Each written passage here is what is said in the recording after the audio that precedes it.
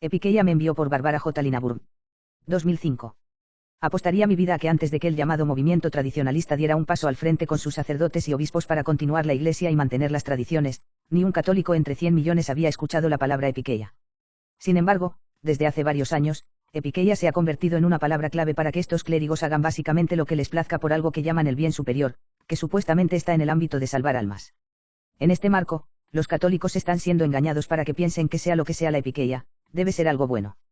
Y debido a que carecen del conocimiento, la educación y, por lo tanto, la comprensión de la epiqueia, se les ha inducido engañosamente a creer que este llamado poder superior permite al Padre eludir las muchas leyes instituidas por Cristo y su Iglesia antes del Vaticano II, a fin de para que él continúe con su misión autoproclamada de darles una misa y sacramentos. Esto es engañoso porque la epiqueia no hace tal cosa y nunca lo hizo. Sé de un sacerdote que afirma que su matrimonio fue sancionado bajo los aspectos de epiqueia. Incluso algunos de los sacerdotes independientes afirman que la epiqueia es su pasaporte para las misas internas de los católicos recusantes que se quedan en casa. Recusante es la palabra usada para un católico romano que se negó a asistir a los servicios de la Iglesia de Inglaterra o reconocer su autoridad durante los siglos XVI y XVIII. El concepto de soltero en casa ni siquiera es un pensamiento original y nunca debería haberse utilizado.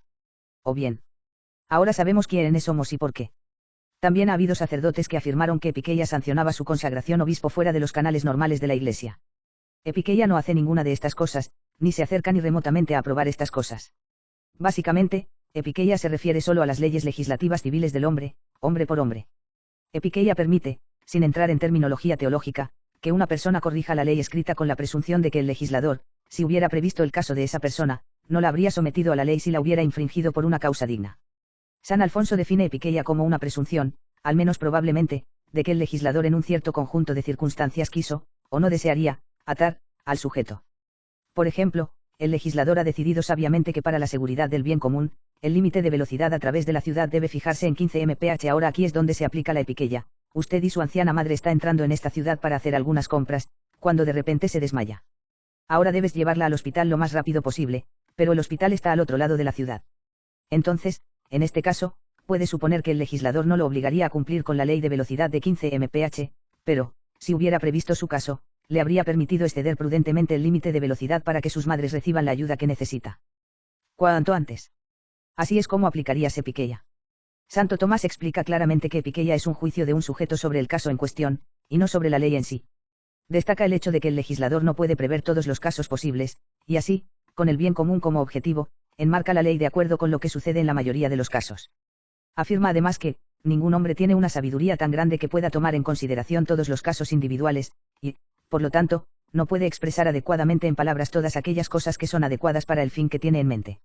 Y si el legislador fuera capaz de considerar todos los casos, no sería conveniente que mencionara todos para evitar confusiones, pero debería formular la ley de acuerdo con lo que ocurre más habitualmente.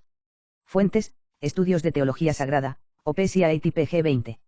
Me he encontrado con ciertos escritos del clero tradicional que han citado a Santo Tomás y __la necesidad no conoce la ley. __a su __, ley al usar epiqueia.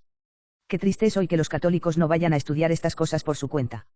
Y con qué facilidad nos hemos descarriado porque hemos olvidado cómo el padre Martín Lutero y otros llevaron a sus seguidores católicos sin educación directamente fuera de la Iglesia y al protestantismo. Los católicos no comprenden que poner más fe en el Padre que en Cristo y su Iglesia, podría ser peligroso para sus almas. San Antonio, más 1617, opinó que deben existir algunas razones bastante graves para justificar el uso de epiqueia antes de que uno pueda ignorar las palabras de la ley no por placer, sino por necesidad. Y el gran teólogo Suárez, más 1617, niega que el bien público deba ser una preocupación para que la epiqueia sea utilizada lícitamente. Cualquier particular puede utilizar la epiqueia a su favor, siempre que observar la letra de la ley sea un grave inconveniente. Creo que podemos ver claramente en la enseñanza de estos grandes hombres que epiqueia, tal como la aplican hoy ciertos clérigos, es un uso abusivo del significado de la palabra.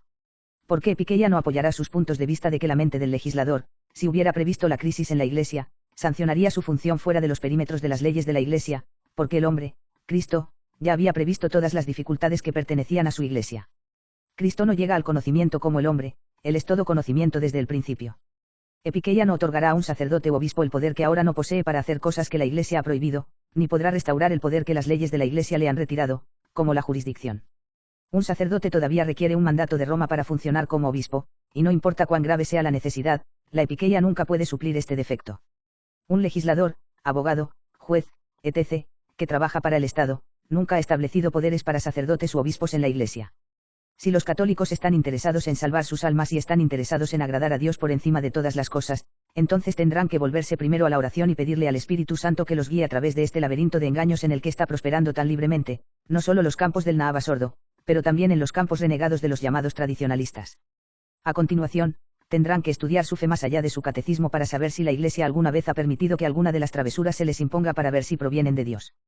Entonces, y esta es la parte difícil, tendrán que enfrentar la realidad de que han sido engañados por lobos con ideas mal interpretadas de ovejas, conceptos falsos, etc. El camino entre el Nahava sordo y el tradicionalista es estrecho, y pocos son los que lo recorren. Este es el único camino que conduce al cielo, y solo si seguimos a Cristo y su Iglesia y mantenemos la fe que Él nos dio.